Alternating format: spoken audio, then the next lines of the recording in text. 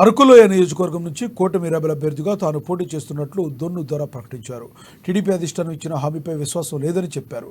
కార్యకర్తలు మద్దతుదారుల నిర్ణయం మేరకే రెబెల్ అభ్యర్థిగా పోటీ చేస్తున్నట్లు స్పష్టం చేశారు. డిపాజిట్ కూడా రాని బీజేపీకి అరకు అసెంబ్లీ టికెట్ కేటాయించడం దుర్మార్గమని దొన్ను దొర ఆరోపించారు.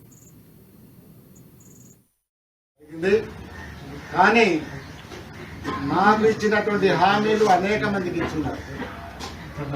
దాన్ని నేను ఎట్లా నమ్మాలి?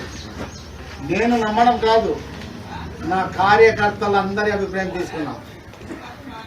ఏం చేద్దాం? అధిష్టానం అయితే ఈ హామీ ఇచ్చింది, మీరు నమ్ముతున్నారా ముందుకెళ్తాము అంటే ఏ ఒక్క కార్యకర్త కూడాను దీన్ని మేము నమ్మడానికి వీల్లేదు. చేతికి ఇచ్చిన టికెట్ జారిపోయినప్పుడు 4 గోడల మధ్య ఇచ్చినటువంటి హామీకి నమ్మడానికి వీల్లేదని మా కార్యకర్తలు నాయకులు స్పష్టంగా చెప్పారు. కాబట్టి మా కార్యకర్తలు చెప్పినట్టు నడవాలి. కాబట్టి దీని మీద నాకు విశ్వాసం లేదు.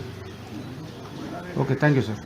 తెలుగుదేశం అధినాయకత్వం నాకు హైదరాబాద్ పిఠాపురంలో జనసేన అధినేత పవన్ కళ్యాణ్ ఓటమికి సంకేతాలు కనిపిస్తున్నాయని గుసగుసలు వినపడుతున్నాయి.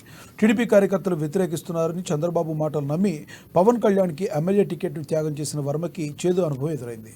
పవన్ కోసం ప్రచారం చేయడానికి వచ్చిన వర్మను నీకు సిగ్గులేదా అంటూ టీడీపీ కార్యకర్తలు బండబూతులు తిట్టారు. దీంతో ఏం చేయలేక అవమానం తట్టుకోలేక కారెక్కి వెళ్లిపోయారు వర్మ.